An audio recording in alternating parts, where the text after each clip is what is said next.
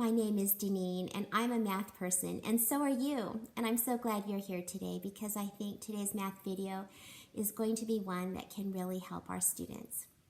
Fall is here and it's finally cooled down. In fact, we even had some rain here in Southern California yesterday.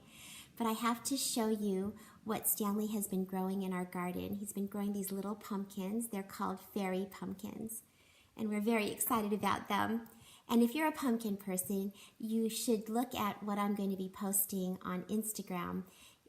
It's probably the prettiest thing I've ever made, and all from pumpkins and succulents from our garden.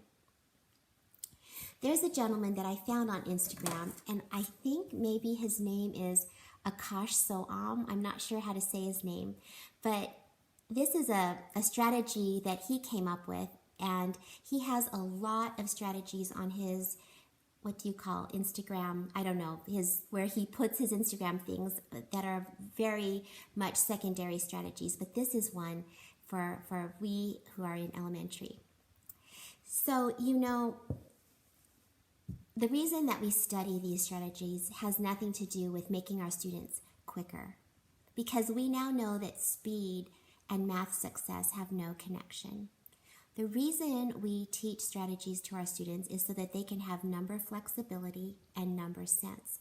The more our students are able to pull numbers apart and put them back together, the greater success they will have, and that success will transfer to other areas, and that's what we want.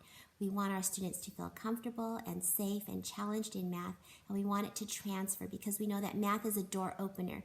There are opportunities that will be closed to students who are afraid or have math anxiety, and there's no reason for it to happen. You know, if we were doing a problem like this, for example, I'm going to be doing a lot more videos on this concept later. This is called compensation. I've been studying this quite a bit lately. And in here, we could teach this strategy. We could take this 8 and turn it into a 10. So 27 minus 10 would be 17. And since I took away 2 extra here, I'm going to have to add those 2 extras at the end. So plus 2 would make this 19. I probably want to write that 2 in there somewhere so you can see. Compensating is a really important skill for our students to have. But look what it can do with numbers that have a lot of zeros in the minuend. Look at this. 2,000 minus, let's say, 768. We know this is a regrouping nightmare, but we don't need to regroup to do this problem if we compensate. If we take 1 away from the minuend and the subtrahend, look what happens. 1,099 minus 767 will get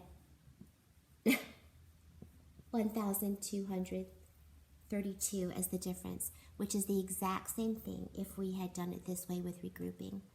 I find this revolutionary, and I wish I could go back in my career and teach this method to all of my students and every teacher at my school. About a year ago, we did a video on this.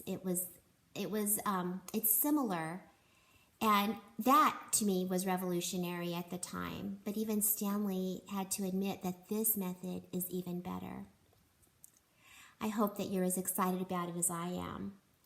What I'm asking you to do this time is take this video and find about 3 people that you can share it with, either parents, former students, current students, teachers, other teachers that can teach this method, because we want to get the word out that subtracting does not always have to be a regrouping nightmare. We can have strategies that we can use and our students can choose to use to make math just a more wonderful experience for us all.